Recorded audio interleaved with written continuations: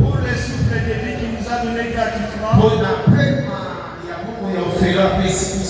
Et un grand merci à l'homme de Dieu, le révérend Mouela Jonathan.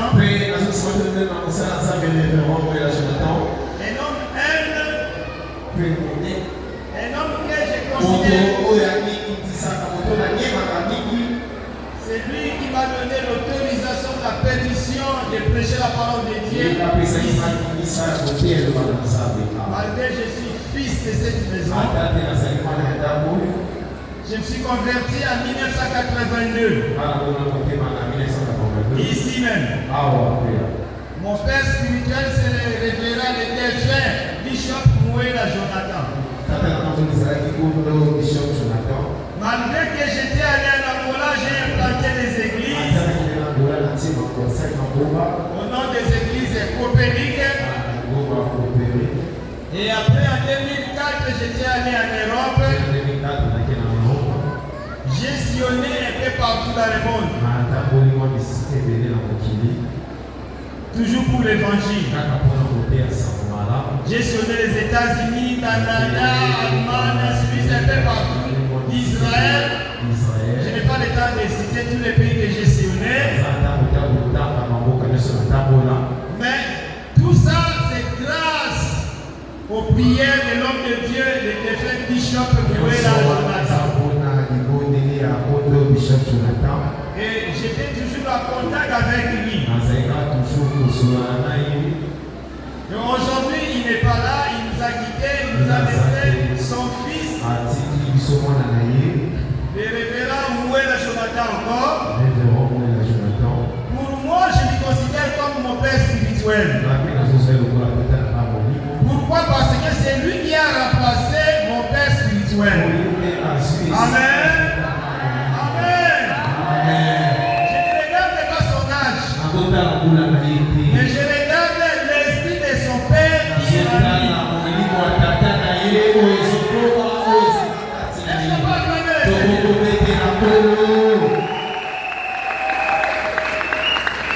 Et à chaque fois quand j'ai des problèmes, je l'appelle. Il prie pour moi. Il me donne aussi des conseils. Amen. Vous devez considérer cet homme. La journée d'aujourd'hui, c'est une journée d'action de grâce. Après, c'est une action évangélique. Mais en réalité, c'est une journée d'action de grâce. Pour remercier le Seigneur. Pour les combats que cet homme a vécu, mais il est sorti victorieux.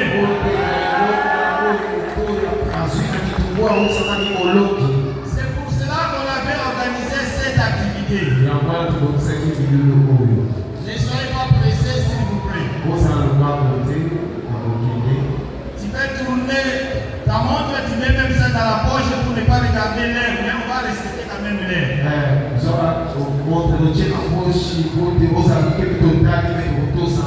Amen. Et un grand merci pour la présence de tous les hommes de Dieu qui sont ici. Pasteur Ngoma, je vois notre pasteur. Je vois aussi notre maman Marie-Louise Tambou. Est-ce qu'on va acclamer le Seigneur?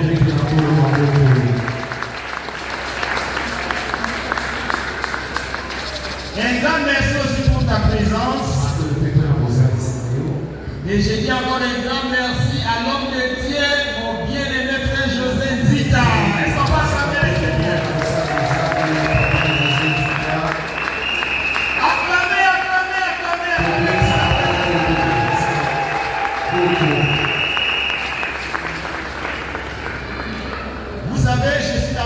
devoir faire Nzita.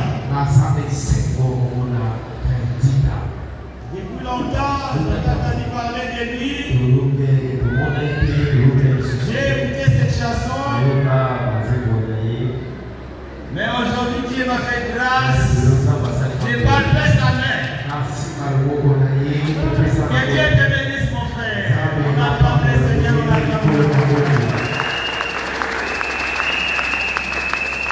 Mais j'aimerais bien que tu chantes cette chanson-là de Nzambasala Nicolo, Wapata. Et Isaac a le signe à côté. Amen. Tu vas chanter ça, mon frère. Amen. Amen. On acclame, on acclame, on acclame.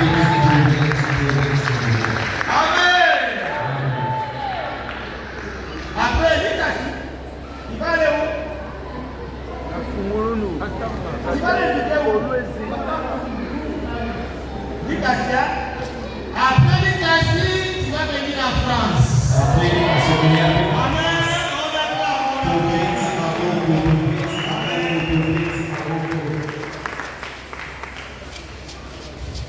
Que Dieu te bénisse.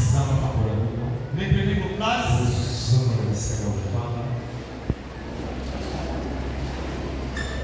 Et j'ai dit aussi un grand merci pour ta présence. Et j'inviterai à tous nos invités, les invités de Maman Jenny qui est ma femme, et les invités de vous mettre debout s'il vous plaît.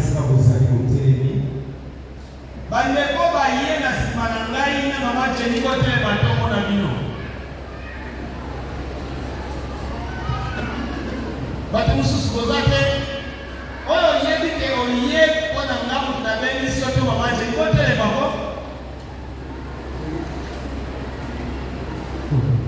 Chirac, non mon hôtel. Voyez moi ça. Alors, pendant l'église Nabino Yangoul.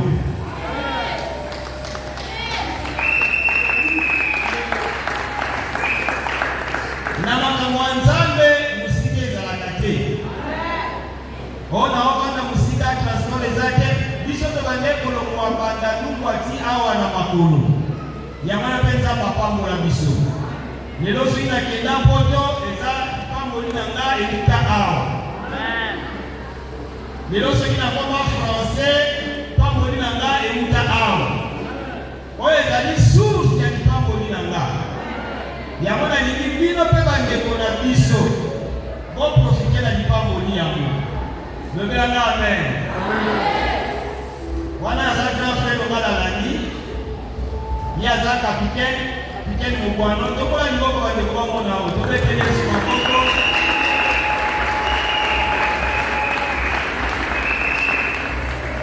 Aza OPJ. Aosa na komine ya Selema, ota kusuko za kote kuna soza na problème okutani na ye, aosumba yo. Amen. Alors, nzamba pamola bino obani na kombo na Yesu. Merci beaucoup. Tobeteli Yesu maboko.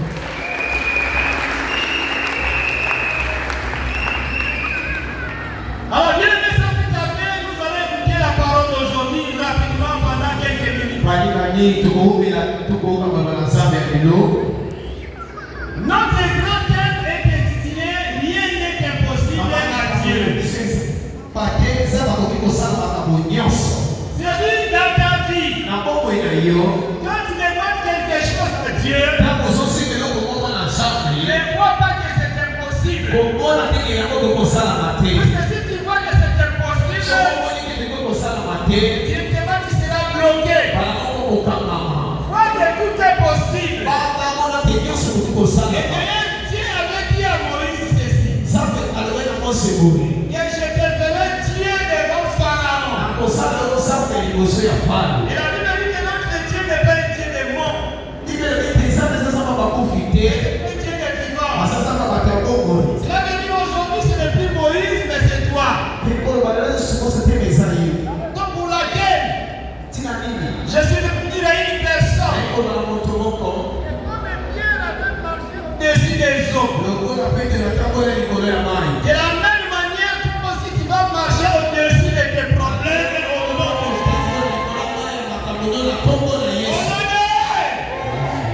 de Jésus.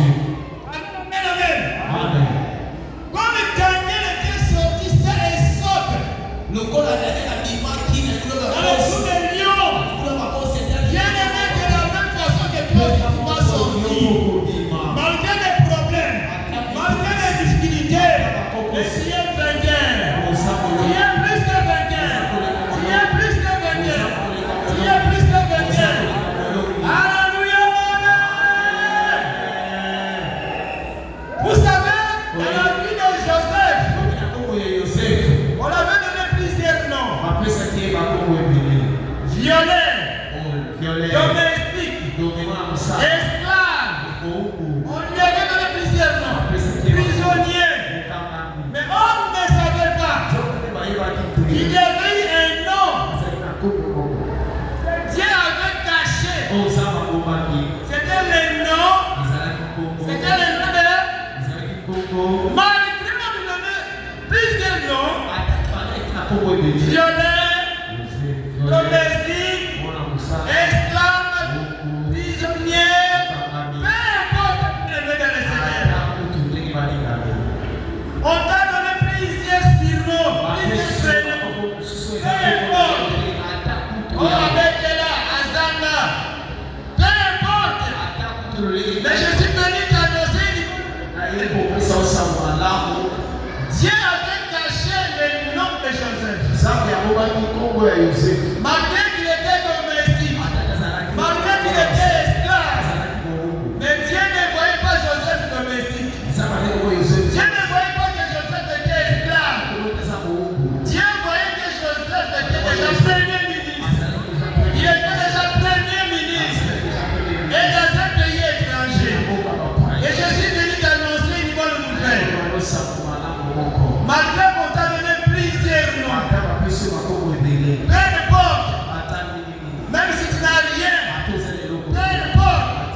Mais aujourd'hui, à travers cette activité de le Seigneur, on va t'appeler béni. On va t'appeler, il est élevé. Il est béni. Il a beaucoup d'argent. Ah, le qui doit être. Alors, il a un peu sur ma coco et belé. Il a monté là, il a monté ma pêche sur ma coco. Mais comme on s'en va, on nous dit qu'on a yo. Nous taillons des gens qui ont bon zambé. Alléluia.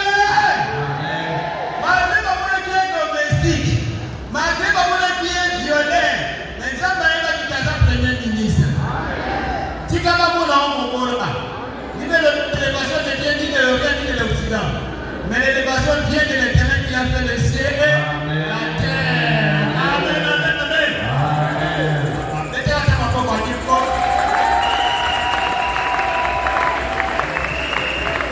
La fille Esther, tant que tu vas envoyer Gaza domestique, tant que tu vas envoyer Gaza déjà moi c'est un roi.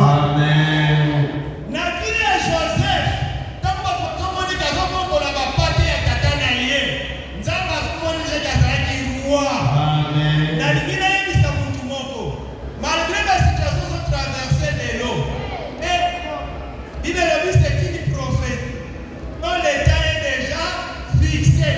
Elle marche, elle marche, elle marche, elle marche, elle marche, elle marche, elle marche, elle marche, elle marche, elle marche, elle marche, son terre. Amen. Et la Bible dit, si on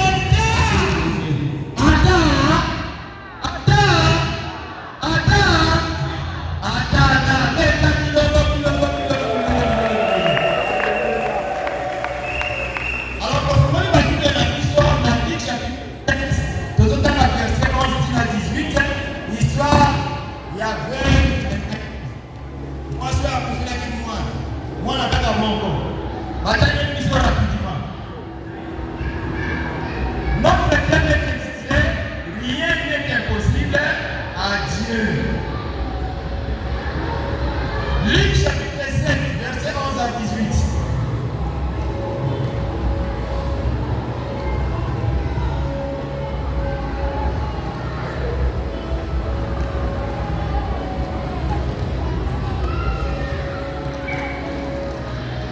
Luc chapitre 7, verset 11 à 15. Le jour suivant, Jésus allait dans une ville appelée Naïm. Ses disciples et une grande foule faisaient route avec lui. Lorsqu'il vit près de la porte de la ville, voici, on portait la terre et mort, fils unique de sa mère qui était veuve. Et il y avait avec elle beaucoup de gens de la ville. Le Seigneur l'ayant vit, fut ému de compassion pour elle. Et lui dit, et toucha le cercueil. Ce qui le portait s'arrêtait. Il dit, jeune homme, je te le dis, lève-toi. Et le mort s'assit et s'est mis à part. On acclame la parole et les premiers de place. Amen, amen. Écoutez bien, les dans le Seigneur. La Bible nous parle de l'histoire de la veuve de Naïm. D'abord, cette femme était veuve. Elle avait perdu son mari. Et elle était restée avec son fils unique. En dehors de cet enfant, elle n'avait plus d'autres enfants. Elle avait seulement 7 fils qu'on parle fils unique. Alors, elle est restée avec son fils. D'abord, fils, ça veut dire quoi? Fils, ça veut dire personne du sexe masculin considéré par rapport à son père ou à sa mère. C'est-à-dire, il était vraiment considéré par alors, après quelques années, cet enfant tomba malade. Maman avait beaucoup dépensé. Malgré qu'elle avait beaucoup dépensé, mais l'enfant s'y combat. Quand l'enfant était mort, cette femme a commencé à pleurer. Alléluia. Amen. Amen, amen. La femme a commencé à pleurer parce qu'elle avait déjà perdu son mari. Et après, elle a perdu son fils unique. Elle a commencé à pleurer. Et il y avait du monde qui était venu. Amen, amen. Amen. Maman a poussé le monde à naïe pour moi y liquida. Dans le monde a poussé, maman a gagné pour les plats. Mais elle dit que c'est pas des colonies. Oui, les colonies, parce qu'on a gagné la maman les lata. Vous avez compris?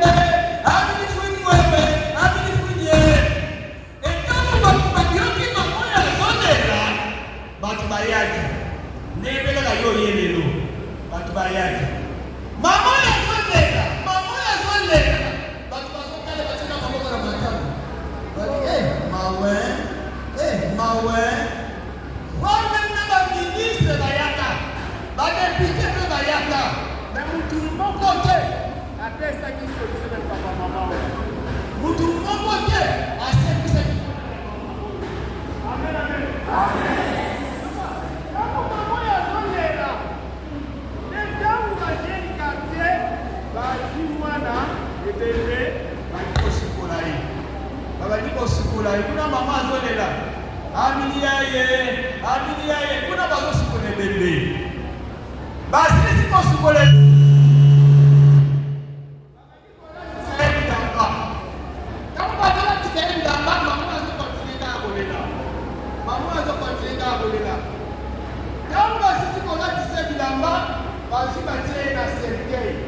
maman a continué à voler là. Maman a continué à voler là. Quand vous passez ici, vous êtes dans ce cercle. Vous êtes les cabines quand vous allez à ma casse. Quand vous dites, quand vous dites, vous dites, quand vous passez par un petit fini voile. Vous êtes ici dans votre bagarre, vous allez sur ma casse pour le dire, par le monde à aller sous. Amen. Maman, vous êtes là. Quand vous passez ici, quand vous dites, ya serikali baba niko zipa kona bake kokunda mwana mambo ya gangi lisusu makasi magada kai makasi na mtu mmoja anataka kupesa Yesu Kristo na yeye ni salo frère na yeye ni salo sœur na prophète na yo ezaka nzambe na kupesa solution jamaa bila hiyo hata kila mmoja wala kutia kika na ibada ya papo la mama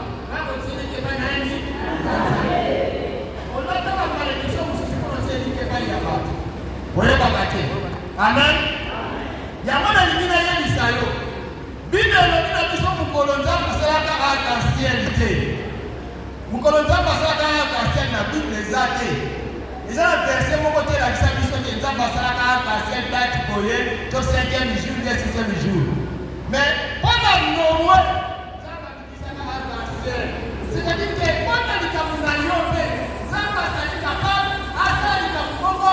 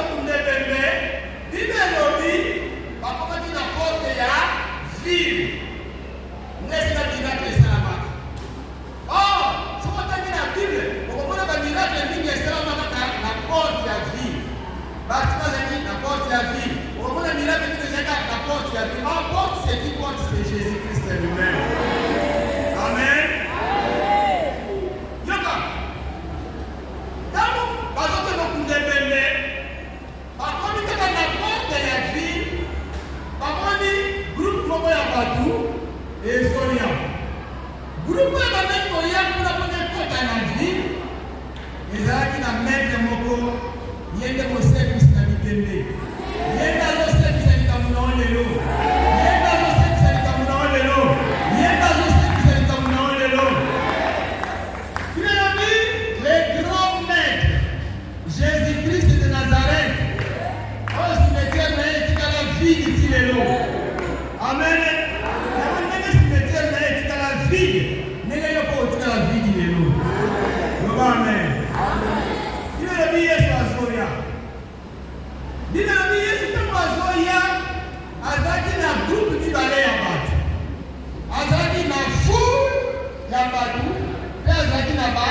disciple. Amen. Fuli ya batu eza banani. Fuli ya batu eza batu balanda ngombe. Ayo kwa profeti mwaza kuna santa moto. Asaini alani. Oh, kuna miracle eza magrand alani. Donc azana esa position. Est-ce que bazalao? Bamalanda ngombe bozalao? Bozali? Bozate ya solo. Ok. Si vous avez le groupe de Moussa qui va disciple. Disciple, mon disciple, ça veut dire mon discipliné. C'est-à-dire, bon, vous va tous. Parce que tous à maître naïe. Parce que tous à pasteur naïe. Pasteur dans le pays comme Boyatos. Pasteur dans le pays Boyatos. Maman n'a pas disciple. Qui lui plaît, qui lui neige, quel? Il a fait l'église à ma campagne. Bon, on va m'appeler, on va faire quel ingaté. On a des églises là. Pasteur, je m'attends, à pasteur nana. Pasteur Boba, à pasteur nana. C'est ça. Ba disciple banana, net na ba uma ka bazo sala. Amen. Amen. Yesu azoya na fulu ni bale ba na disciple na fulu ya ba. Ba ko mi wati na porte. Lo ba na porte. Lo ba na porte. Na porte.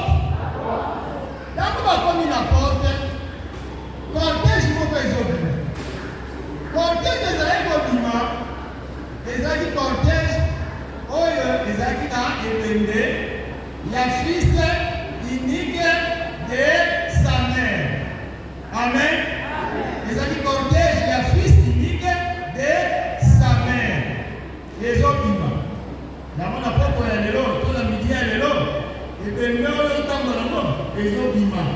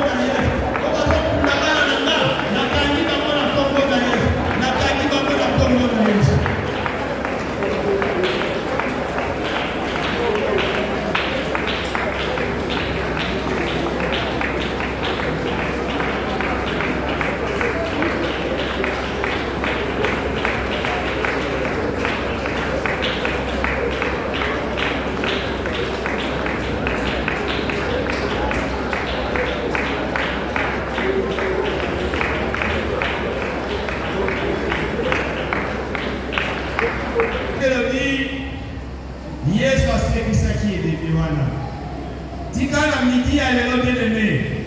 Makamuna yo nyonso. Oye kufa ki ese kwa. Soki libala na oye kufa ki ese kwa. Soki ministère na oye kufa ki ese